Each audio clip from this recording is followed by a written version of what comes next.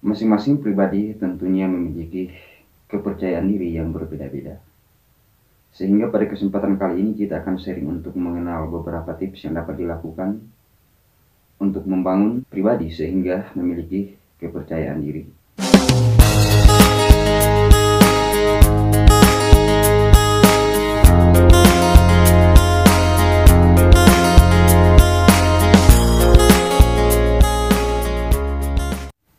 Halo sobat, senang dapat kembali bertemu dengan Anda. Apa kabar? Semoga sukacita dan kabar baik adalah bahagian daripada kehidupan kita. Kepercayaan diri tentunya berbeda-beda pada masing-masing pribadi. Sebab kepercayaan diri tersebut tentunya ada yang muncul sejak lahir ataukah menjadi bawaan seseorang sejak lahir. Dan kepercayaan diri pribadi seseorang tersebut juga dapat terbentuk seiring perjalanan kehidupan mereka, entah itu melalui jenjang karir atau jenjang pendidikan. Oleh karena itu ada beberapa hal yang harus diperhatikan terutama bagi kita seorang pemula untuk membangun kepercayaan diri, yaitu yang pertama adalah untuk membangun kepercayaan diri. Penting diperhatikan bahwa kepercayaan diri yang dibangun diharapkan dapat membantu kehidupan kita atau kepribadi kita menyampaikan hal-hal yang dianggap positif sehingga dapat dimengerti dan juga dapat dipahami oleh orang lain. Kepercayaan diri tersebut tentunya tidak mudah untuk dibangun, tetapi ada perjuangan-perjuangan atau ada langkah-langkah yang harus kita lakukan. Seperti belajar untuk tampil berbicara di depan umum. Belajar tampil di muka umum tersebut tentunya ada beberapa tahapan yang dapat dilakukan.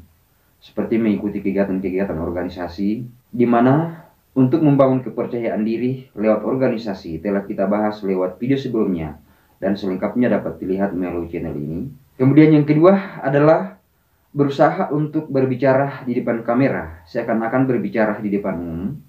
Sehingga dengan demikian ketika kita berlatih berbicara di depan kamera tersebut, maka ini adalah merupakan salah satu modal yang akan kita jadikan sebagai acuan untuk berbicara di depan umum nantinya. Dimana terkadang sebagian besar orang ketika berbicara di depan umum, tentunya biasanya diselimuti dengan perasaan grogi atau segan. Tetapi ketika kita berlatih di depan kamera, maka perasaan grogi atau perasaan segan tersebut akan berangsur-angsur hilang, yang akan menjadi modal dasar ketika nantinya kita tampil berbicara di depan umum.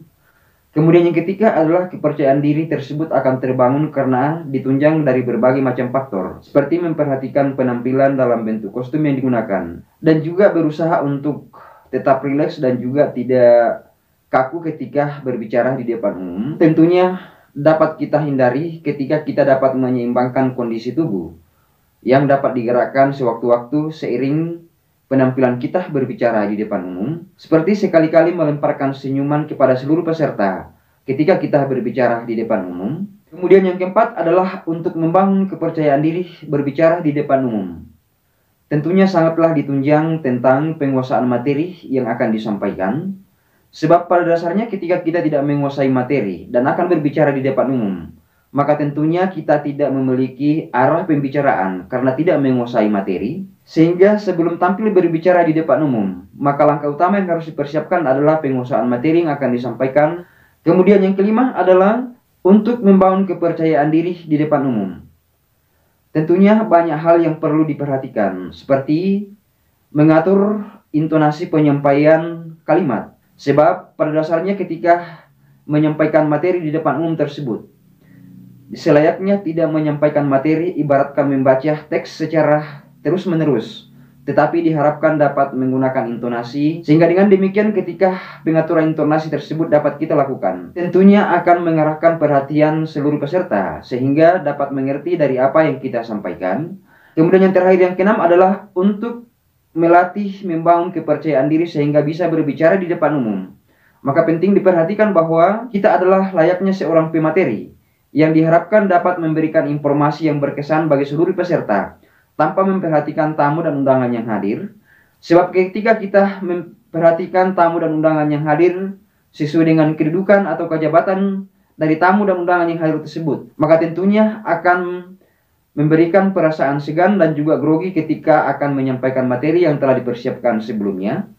Semoga bermanfaat dan perkenankan kami menyampaikan terima kasih kepada sahabat dan teman-teman komunitas tutorial organisasi yang telah mendukung channel ini. Dan sekiranya jika video ini bermanfaat, silakan di-share ke teman-teman dan grup yang lainnya.